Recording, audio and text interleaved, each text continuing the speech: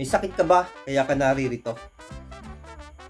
Ito ay usapan, kwentuhan ng mga karamdaman, lalong-lalo na yung tinatawag nating chronic disease. Ano ba yung chronic disease? Ito lang naman mga kaibigan. Chronic disease, ito yung mga sakit na hindi na napapagaling. Ano-ano yung ano? Ano-ano yung mga sample ng mga chronic disease? Pangkaraniwan, diabetes, sakit sa puso, high blood, anxiety, depression, GERD, kidney problem. Ilan to sa mga sa mga sakit na ito ba yung mga sakit na kahit nagamutin mo, pabalik-balik lang, yung inaalagaan mo lang. Yun nga, mahirap ang mag-alaga ng isang sakit. Dito pumapasok yung maintenance ng mga gamot. Yun mga kaibigan, sa pag-maintenance, minsan natin, merong mahirap na nangyayari sa ating kalusugan. Imagine mga kaibigan, kapag ka nagme-maintain ka ng gamot, pagka nalimutan mo na inumin, kahit isang beses lang yung gamot mo, nagkakaroon ng bad effect. Andito ang inyong kaibigan, ako po si Arvin Bagon, isa pong prevention specialist at health advocate. Napili ko po yung ganitong content dahil sa mga pinagdaanan kong sakit. Nagkaroon din ako ng chronic disease hanggang ngayon.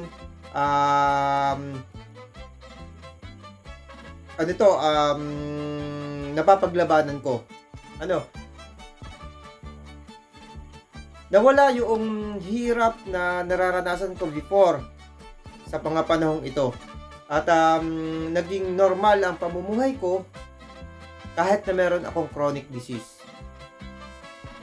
Kaya kung gusto mo na maging katulad ko na normal na pamumuhay kahit na may chronic disease ka, ang ibig sabihin, hindi mo na siya nararamdaman, hindi na siya pabalik-balik sa iyo yung hirap.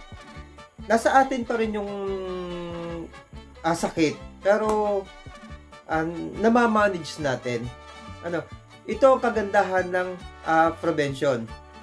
Kasi kung pag-inom lang ng gamot ang gagawin natin, hindi natin makakamtan yung normal na pamumuhay once nakapitan ka na ng chronic disease. Kung may sakit ka, kaibigan, kaya ka naririto at nanonood ng vlog ko, hindi po para sa'yo ang content na to. Tayo muna, huwag ka magtatampo. Hindi porke hindi para sa'yo ang content na ito, malungkot ka na. Ang content na to para sa mga kaibigan, mahal mo sa buhay, kapamilya mo na hindi pa po nagkakasakit. Balikan natin yung mga pinag-usapan natin kanina. Kung natatandaan mo pa, kaibigan, sabi ko, chronic disease, wala pong kagamutan. Kung may chronic disease ka, hindi po talaga to para sa'yo. Kasi po, bonus na po yung pag-uusapan natin, yun ang para sa'yo. May bonus po. Ito pong kwentong ito para po sa mga kapamilya mo na hindi pa nagkakasakit. Kasi ayaw natin, lalong-lalo na po yung mga kabataan sa pamilya nyo, ayaw natin na matulad sa atin. Ayaw natin na pagdaanan o maaga silang kapitan ng mga iba't ibang uri ng karamdaman. Lalo pa, iisa ang uri ng kinakain natin, malamang na maging kaparehas natin sila. Kaya po tayo nandito para po i-coach kayo sa nagiging problema nyo na hindi na kayo magaya, ano, ng mga mahal mo sa buhay, ano, ng mga kasama mo sa bahay. Ano, iwasan na natin kasi mahirap nga po yung may sakit. Mahirap yung pinagdaanan natin. Mahirap yung pinagdaanan nyo. Kaya dapat, ang target ko, wala nang kabataan sa loob ng pamilya mo ang maagang magkasakit. Yun po yung advokasya na ginagawa ko.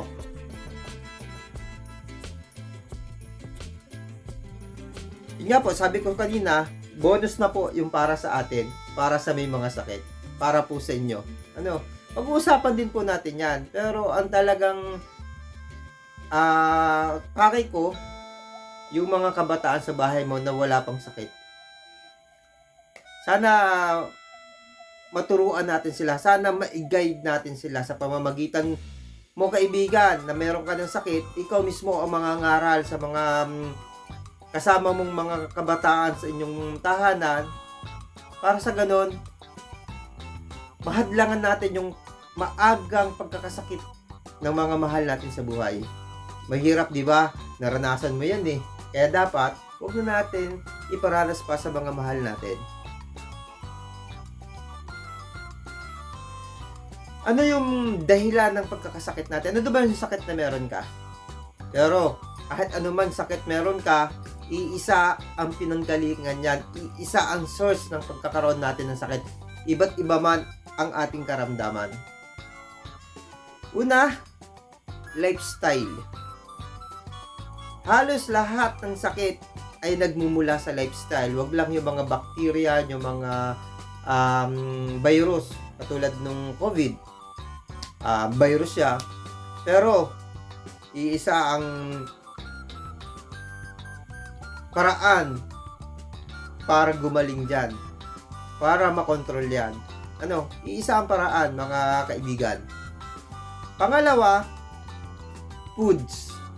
Ano, ang pinag-uusapan natin yung pinanggagalingan ng sakit natin. Ano, bakit tayo nagkasakit? Kasi yung lifestyle natin. Ano, masama yung lifestyle natin, hindi tama yung lifestyle natin. Pangalawa, sa pagkain, hindi tama yung pagkain natin. Ano, mamaya pag-usapan natin kung bakit hindi tama itong mga to. Ano, pangatlo, sobrang pagka-stress natin. Hindi tama yung stress na binibigay natin sa katawan natin. Anything, saan man nanggaling yung stress, yan po ay hindi tama para sa katawan natin. Bisyo. Ano, sobra na ang dami ng bisyo. Ano, actually, kala natin ginagawa nating trophy ang isang bisyo. Minsan dahil naka-achieve tayo ng maganda yung goal natin sa buhay natin, nakuha natin, may trophy. Okay, isang linggo tayo nagtrabaho, nakuha natin yung target. Anong trophy bibigay natin sa ating sarili? Pagdating ng Sabado night na yan, mag-iinom na ng magdamag. Anong masamang kalakit ng pag-iinom? Siyempre, yung bisyo, yung pagkain, yung stress, yung puyat. Di ba? Hindi lang bisyo yung binigay mo sa sarili mo. Kaya talaga magkakasakit ka. Tapos yung isa pa dyan, yung gadget, mga kaibigan. Gadget. Hindi tamang paggamit ng gadget. Isa yan sa nagbibigay ng masamang epekto sa ating kalusugan. At ang panghuli, mga kaibigan, wala tayong kalam-alam na yung pag-inom natin ng gamot dahil sa mga nasakit sa atin ay nagiging problema ng ating kalusugan. Imagine, lifestyle, foods, stress, bisyo, gadget, at saka medicine. Ilan lang yan, mga kaibigan. Ilan lang yan sa masamang pinanggagalingan ng ating karamdaman. Anong dapat natin gawin? Lifestyle change. Baguhin natin yung lifestyle. Ano ba ang lifestyle natin nung una? Kaso ngayon, ang lifestyle talaga ngayon, sobrang toxic para sa kalusugan natin. baguhin natin. Magbigay tayo ng exercise. Dapat ma-exercise tayo. Dapat makatulog tayo ng maaga. Dapat nasa tamang oras yung pagkain natin, tamang oras sa pagtulog, tamang oras sa pagkain, tamang inumin, yan yung dapat gawin natin, foods, tamang pagkain. Hindi naka-design. Ito tatandaan nyo lagi ito mga kaibigan kung bakit pinakamalaking factor kung bakit tayo nagkakasakit dahil sa pagkain. Ang pagkain po, hindi yan para lang tayo bubusog. Ang purpose po ng pagkain para sa ating katawan, para po tayo lumakas, para po tayo mabuhay. Yan po yung purpose ng pagkain. Ang problema natin ngayon, iba na po yung purpose ng pagkain, para po tayo mabusog lang. Kasi hindi po nakadesign ang mga chemical na kasama ng pagkain natin ngayon, sa panahon natin ngayon, para sa katawan natin. Hindi po yung kayang tunawin ng katawan natin. Ang tamang pagkain po ng ating katawan ay puno ng nutrition, vitamins. Yun po yung nawala. Siyempre, kung wala na yung nutrition, yung tamang nutrition, tsaka vitamins po, magkakaroon tayo ng problema. Magkakaroon tayo ng sakit. Siyempre, may sakit ka na, kaibigan. May sakit ka na. Nagpunta ka na ng doktor. Alam ko yan. Anong sabi ng doktor sa'yo? Bawasan ang pagkain. Bawasan ang masasarap na pagkain. At lahat ng masarap na pagkain, bawal. Ibig sabihin, iisa lang po dahilan. Kasi yun ang nagbigay ng sakit sa atin. Imagine. Stress. Bawasan natin yung stress. Although, mahirap tanggalin yung stress kasi yung stress kasama sa pamumuhay natin, lalong-lalo na sa paghahanap buhay natin. Pero siguro dapat isipin din natin na kung sobra-sobra yung stress para sa atin, walang kwenta yung paghahanap buhay natin kasi mapupunta din lang sa wala kasi magkakasakit tayo. Kaya medyo bawasan lang natin yung stress. Huwag natin pakaisipin yung mga problema na hindi naman natin agad-agad o kaya agad solusyonan. Hinahinay lang tayo sa stress. Kailangan jutay-jutay lang. Bisyo. Kung maaari po yung bisyo, tanggalin na natin. Kasi yung bisyo po talaga, wala pong magandang kahahantungan. Di ko alam kung ba't nauso yung bisyo. Actually ako dati, nagbisyo din ako. Nag-inom ako, nanigarilyo ako. Nakasira yan sa kalusugan ko. Isa yan sa nakasira sa kalusugan ko. At lahat ng doktor, lahat ng hospital, yan na sinasabi, tanggalin ang bisyo.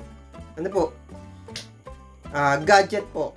Yung paggamit po ng gadget, ng technology po, dapat po ay nasa tama. Kung computer yan, cellphone yan, dapat po, dun lang sa mga bagay na kailangan yan. Hindi po natin dapat gawing libangan.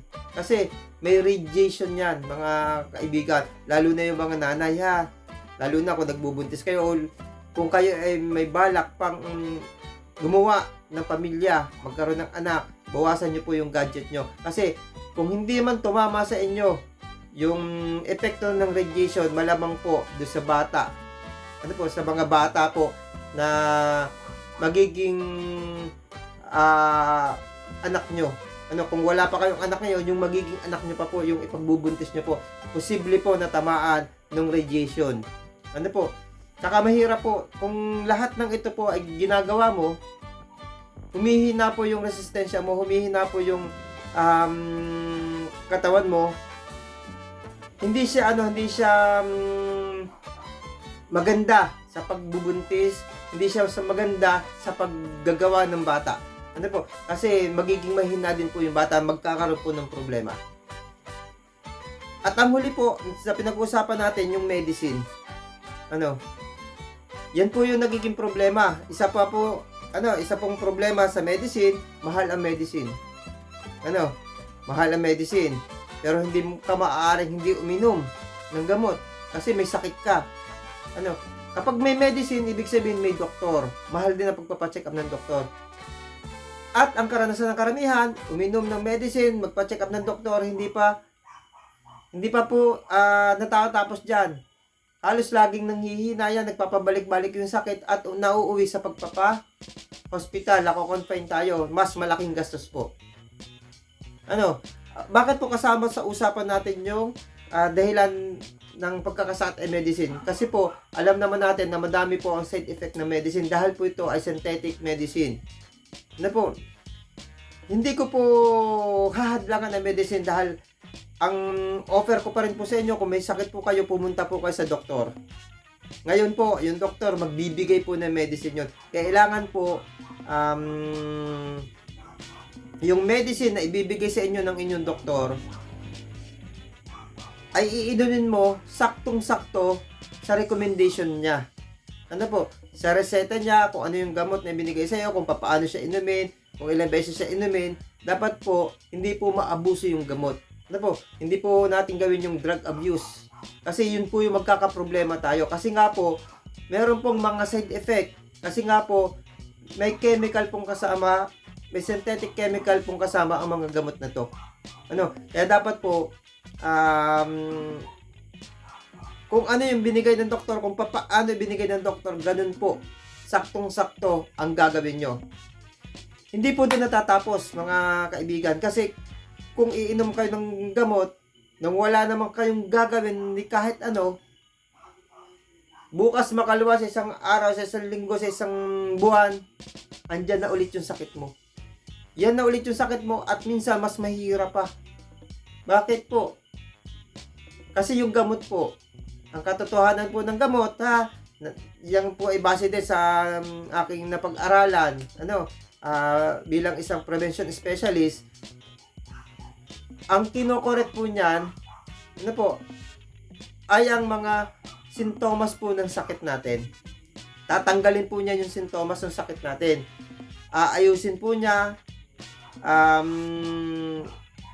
aalisin po niya yung sintomas ng sakit natin. Nang akala natin, minsan, magaling na tayo.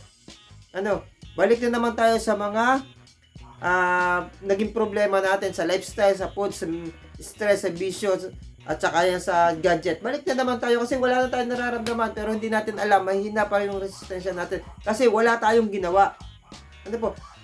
Ang nagpapagaling po ng ating resistensya ang ating katawan. Ang ating katawan po, pag hindi na po function ang katawan natin, kahit gaanong kamahal ng gamot, kahit gaano kagaling ang doktor, kahit gaano kagaling ang hospital, patay po tayo. Paano po magre-response sa katawan natin? Kailangan po palakasin natin yung resistensya natin. Natural lang po ang tanging nagpapalakas ng ating katawan. Inom tayo ng medicine dahil yan ay kailangan ng ating katawan, dahil kailangan maprotektahan, dahil iba po ang sakit ngayon kumpara nung sakit nung una. Kung nung una pa lang po kaya po yung mga natural na remedy, ngayon po talagang halos imposible pong kayanin. Kaya kailangan natin talaga ang doktor, ang hospital, ang gamot. Pero kailangan po nating i-correct ang ating sariling katawan. Kailangan makapag-repair ang ating katawan. Dahil kung hindi makakapag-repair ang ating katawan, tigok din po tayo. Ito po ay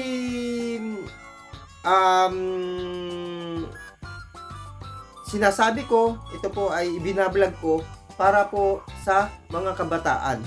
Ngayon po, sabi ko nga sa inyo, sa may sakit, kung gagawin din po natin to na may mga sakit na tayo, makokontrol po natin yung yung ating karamdaman, magiging normal po, pero andito pa rin po yung sakit natin. Chronic disease po yung sakit natin. Andyan pa rin po siya, nakatago lang siya, na kapag ginawa mo ulit itong mga bawal na to, kapag nasobrahan na naman tayo dyan, babalik po ulit yung sakit natin. Kasi mas mabilis po humina yung ating resistensya. Ngayon po, ano po ang dapat natin gawin? Unang-una, yung may mga sakit, magpagamot, uminom ng gamot. Yung wala pong mga sakit, kailangan mag-exercise, yung tamang nutrition ilagay sa katawan, hindi po yung bad na pagkain. Kailangan po yung good na pagkain ang ating ilagay sa katawan. Nandun po yung tamang nutrition. At lagi po tayo mag-detox kasi kahit po ano sabihin natin na tamang pagkain, imposible po nating masunod. Ano po, kasi nasa realidad na buhay po tayo, ang pagkain po talaga natin pag nasa labas tayo ng bahay, ay lahat po yun ha, lahat po, hindi po tamang nutrition. Na po, wala pong tamang nutrition. Sabi ko nga doon sa vlog na nakaraan ko, na kala natin, masustansya yung kinakain natin kasi gulay, kasi prutas. Pero hindi natin alam, may mga, yung prutas, may mga dressing, may mga dressing na nagtanggal ng sustansya doon sa ating kinakain prutas, sa kinakain nating gulay. Halimbawa, salad, naglagay naman ng dressing na kung ano-ano, wala din, walang kwenta yung yung kinakain natin. Kaya kailangan natin mag-detox. So may mga may sakit, habang nagpapadoktor tayo, habang uminom tayo ng gamot, kailangan natin mag-exercise, kailangan natin ng tamang nutrition, at kailangan din natin mag-detox. Parehas lang po. Ang kahalagahan lang po, mas maganda sana ang prevention kung wala pang sakit, kasi mas mapoprotektahan natin ang ating katawan laban sa mga parating na sakit. Pero yung mga yung mga virus, yung mga infection minsan na dahil sa bakterya, minsan hindi natin maiwasan, pero mas magaling pa rin yung malakas ang katawan, kasi kahit nandyan yan, kung natatandaan nyo yung panahon ng COVID, maraming infected ng COVID, pero ang lalakas nila, gumagala sila, hindi nila pakiramdam na sila pala ay carrier, kasi malakas ang resistensya na nila.